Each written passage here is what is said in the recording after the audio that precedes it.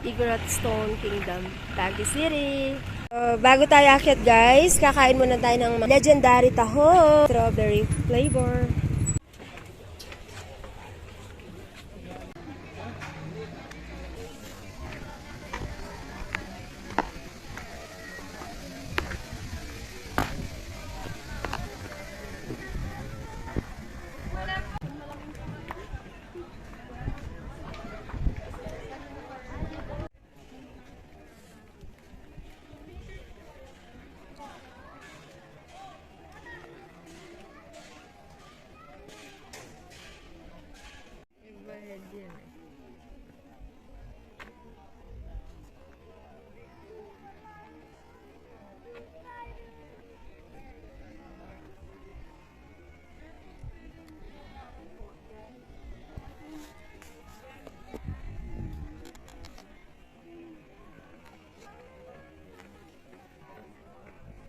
Pagka nasa taas kita mo na lahat na nasa Baguio na.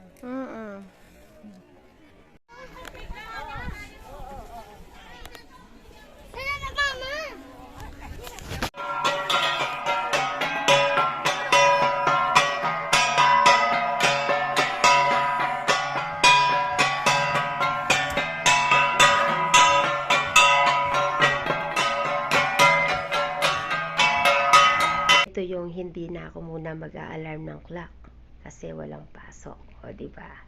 Namnamin natin yung bakasyon. Talagang purpose namin sa pag-akyat namin dito sa Baguio, actually sinamahan ko lang yung anak ko.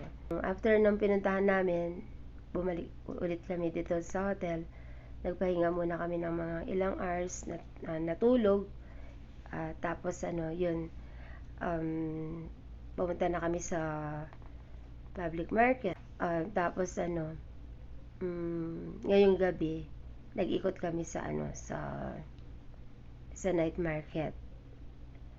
Yung makikita sa night market puro mga mga ukay-ukay, no, mga damit-damit, mga sapatos, yun, mga pagkain, yun. So nalibang naman ng konti dahil syempre malamig, in-enjoy natin yung lamig. Yan. Tapos after ng pagkahapo sa paglalakad, sa walang katapusang paglalakad, andito na kami ulit. At uuwi kami bukas ng alas 4 na, Kesha. Mag-out tayo dito 4.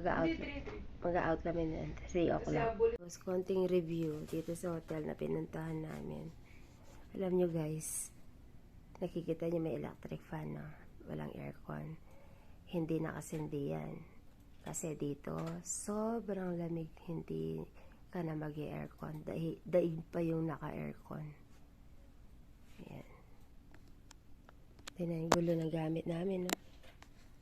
Ang gulo ng aming mga gamit. Papakita ko sana sa inyo yung mga bahay-bahay dito. Ayan, yung mga sa taas, sa tuktok. Kaya lang, yan, hindi na gano'n makaka-capture. Kasi nga, sobrang madilim. Bukas papakita ko sa inyo pagising ko. Ayan, diba? Ayan, tulog na yung mga anak ko. Ayan, ayan. Ayan, nag-o-office dun. Ayan. Ang hotel na inistayan namin dito ay yung Hotel Supreme Plaza. Ayan.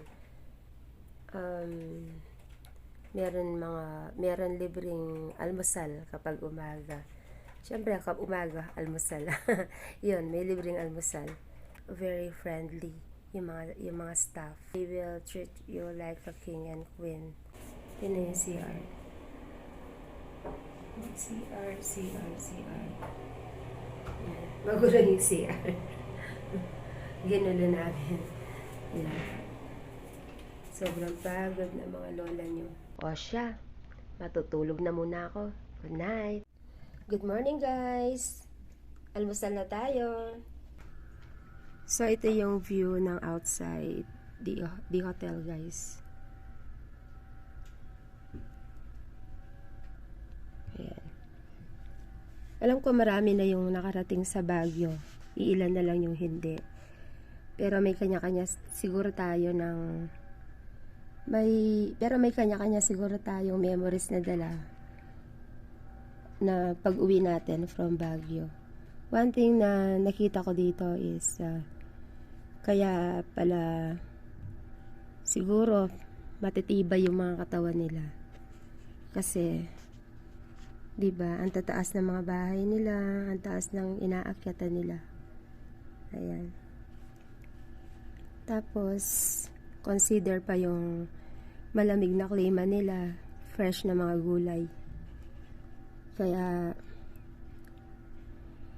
I really admire this place.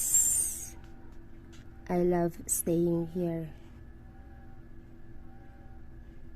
So, ilang araw lang, napapahal na sa agad na lugar na to.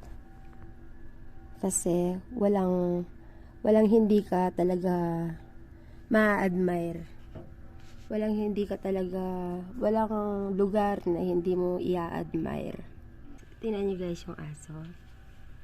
Ang cute-cute ng aso. Oh. Ayan. Pati mga aso malalakas. Yung exercise ba naman araw-araw. Akyat babae. For the last time here in Baguio guys.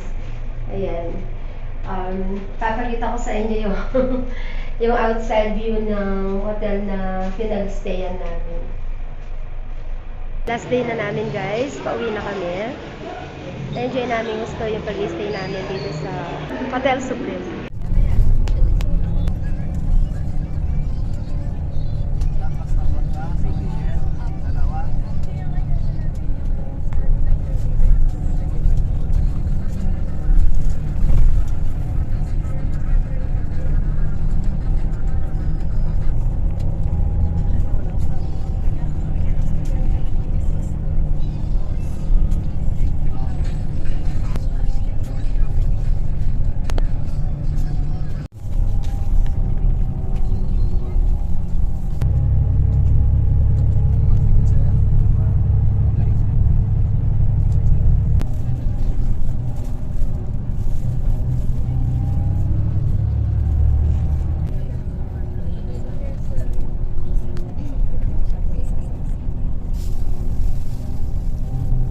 Alam nyo guys, nung galing kami sa Baguio, dahil siguro sobrang lamig doon, dahil December, no? Tapos pag uwi namin ng Angeles, iba naman yung klima dito.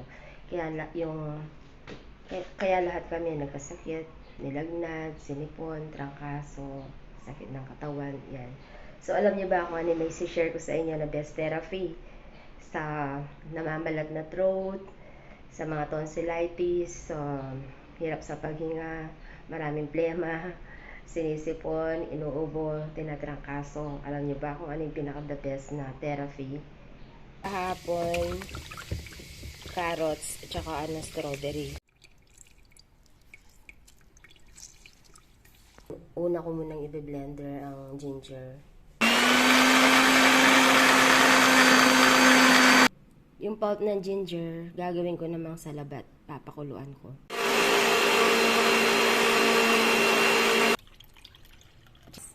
Ito yung pinaka-best therapy. Isang shot lang nito guys ang ginahawa na sa pakiramdam.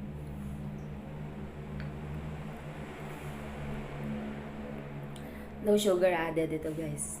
O yan guys, habang nagte-therapy tayo, rest muna. Rest muna yung katawang lupa natin kasi kailangan natin ng pahinga. Stop na muna sa kung ano-ano mga activity and i-prioritize na muna natin yung ating health. Yan. Health is always our health. O diba? But anyway, I want to thank you for watching my video. And kapag nagustuhan ko ninyo, please pakiclick ng like and pakishare na rin. God bless everyone!